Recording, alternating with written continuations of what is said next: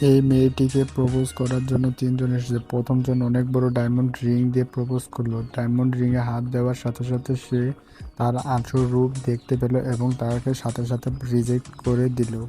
এবার দ্বিতীয় জনের পালায়। এবারও আংটির মধ্যে হাত দিল। এখন ওই ছেলেটি সায়েন্স ল্যাবে কাজ করতেছে।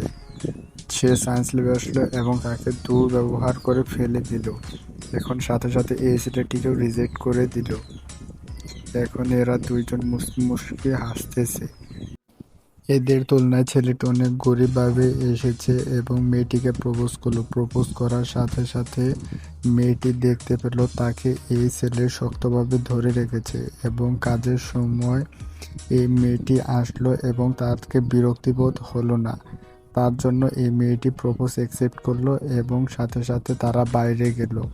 বাইরে আসার পরে দেখলো ছেলে অনেক বড়লোক।